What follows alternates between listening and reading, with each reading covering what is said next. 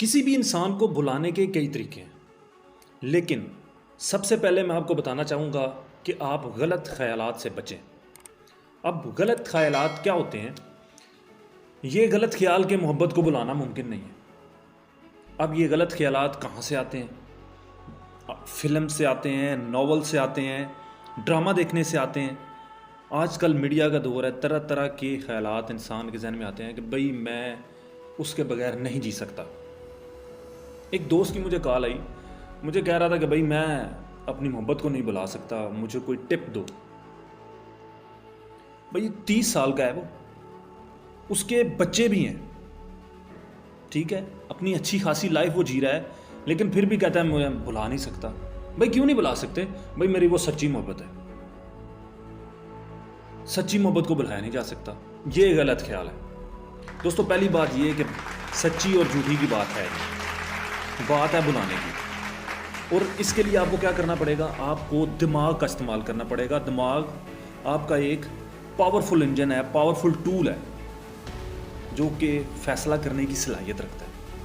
अगर ये कमज़ोर है तो फिर आप कुछ भी नहीं कर सकते। दुनिया में कोई भी ऐसा टूल जिसका इस्तेमाल नहीं है वो बेकार है। दोस्तों पहली बात तो आपको समझने की ज़रूरत है कि किसी भी मोहब्बत को, किसी भी इंसान को, किसी भी चीज़ को भुलाने के लिए ज़्यादा से ज़्यादा एक साइकोलॉजिकल फैक्ट है कि 6 महीने दरकार होते हैं, ठीक है। और कुछ जगह पे तो ये भी लिखा हुआ है कि किसी भी चीज़ से मोहब्बत, किसी भी इंसान से मोहब्बत 18 महीने से ज़्यादा नहीं टिकती। इसी तरह एक मेरा क्लाइंट था, उसने मुझे कहा कि भाई मैं अपनी मोहब्बत को नहीं भुला सकता। मैंने कहा भाई ठीक है, बात आप सही कह रहे हैं, आपको अज़ियत दे रही है यह मोहब्बत, लेकिन इसका सलूशन आपने खुद क्या सोचा है? क्या आपने कभी सोचा है कि मैं इसको बुला सकता हूँ? क्या मेरे पास कोई ऐसा तरीका है? उसने कहा सर पॉसिबल ही नहीं है, पॉसिबल ही नहीं है। मैंने उसे कहा भाई इंसान 3 मिनट के अंदर भी किसी इंसान को बुला सकता है। कहता सर बात करने पे आए हैं, जैसे आप बात कर रहे हैं, फिर तो इंसान 1 मिनट में भी बुला सकता है, अगर आप इसी तरह करना चाहें तो। मैंने उसे कहा यार देख, अभी 2 मिनट पहले तू मुझसे कह रहा था कि मैं किसी को नहीं बुला सकता, कोई भी इंसान बुलाया जा ही नहीं सकता, और अभी आप कह रहे हो कि इंसान 1 मिनट में भी बुला सकता है। देखो थोड़ा सा माइंड चेंज हुआ या नहीं हुआ? दोस्तों इसी तरह अगर आप चाहें तो इसके लिए कुछ टिप्स हैं। मैं आपको कुछ टिप देना चाहूँगा कि किसी भी इंसान को स्पेसिफिकली बुलाने के लिए क्या तरीकाकार है। अगर मोहब्बत में गम मिला, दुख मिला, वो नहीं मान रहा, या कोई भी फैक्टर है, घर वाले नहीं मान रहे, कुछ भी हो सकता है, पॉसिबिलिटीज़, ठीक है, इंसान के साथ कुछ भी हो सकता है। सबसे पहला काम आपने फैसला करना है डिटर्मिनेशन के साथ कि आप उसे बुलाना चाहते हो।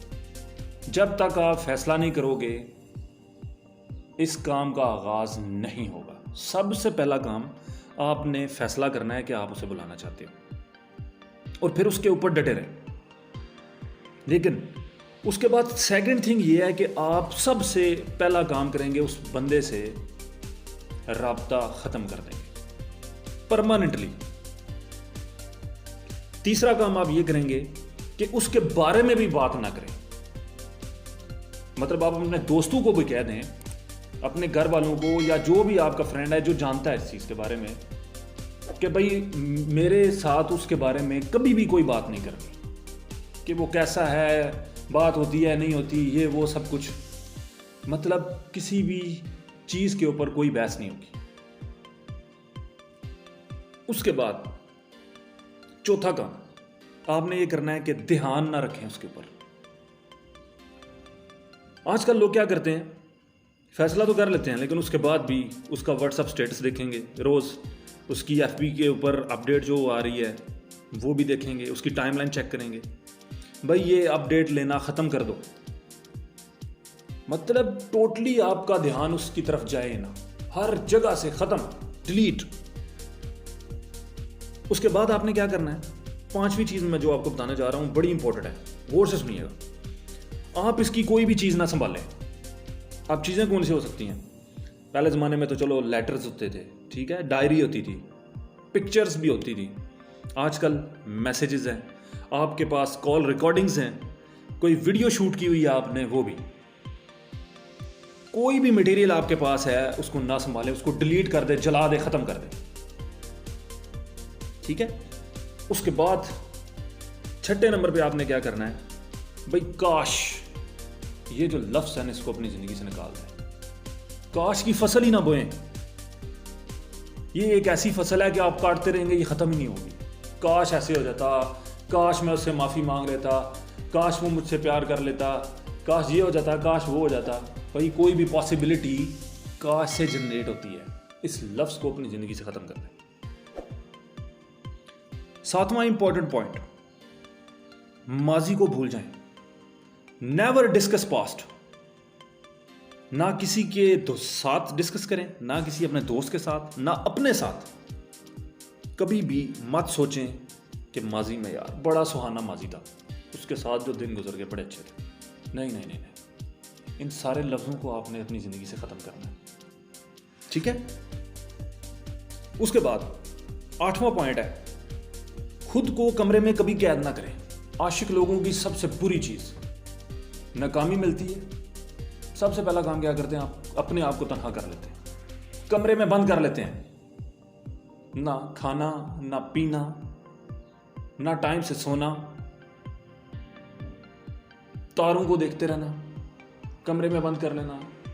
मतलब एक स्पेसिफिक जगह के ऊपर अपने आप को कैद कर लेते हैं। ऐसा नहीं होना चाहिए भाई। दुनिया बहुत वसी है, बाहर निकले, घूमे फिरें। इससे अगला पॉइंट मेरा यही है कि थोड़ा सा अपने आप को रिलैक्स करें, घूमे फिरें, इस दुनिया को टूर करें, सफर करें, नए नए लोगों से मिलें, नई नई बातचीत करें। इससे आपका जहन काफ़ी डाइवर्ट होगा, आपको बुलाने में आसानी मिलेगी। सबसे लास्ट पॉइंट, 10वां पॉइंट है मैं जो आपको बताना चाहता हूं, but not the least, last but not the least, दुख से दूर रहें। ठीक है। आप सोचें, पहले ही आप एक दुख की टनल से गुजर रहे हो, आपको अजियत तो है ना, आप भुलाना आसान थोड़ी है। ठीक है। आजकल लोग यही सोचते हैं ना, भुलाना आसान थोड़ी है। लेकिन फ़र्ज़ कर लें आप नहीं भूल पा रहे, दुख तो है ना, अजियत से भूल रहे हैं। क्या करेंगे आप? दुखी फिल्में, दुखी गाने, नॉवेल्स, रीडिंग, मतलब कोई भी ऐसी चीज़ जो आपके इमोशंस को उजागर करे, उससे दूर रहें। पॉजिटिव चीज़ें देखें, पॉजिटिव थिंग्स देखें। ठीक है। हो सके तो कार्टून देख लें पॉजिटिव, थोड़ा सा हंसें, खेलें, कूदें बच्चों के साथ, अपनी फैमिली के साथ, उनको टाइम दें। यार उनका क्या कसूर है? कोशिश करें अपने आप को खुश रखने की। दोस्तों, ये ऐसे पॉइंट्स हैं जो एक साइकोलॉजिकल पॉइंट ऑफ व्यू से वेरी स्ट्रॉन्ग, कि आप किसी बंदे को, मैं कह रहा हूं ना कि 3 मिनट के अंदर बुला सकते हो। Just determination.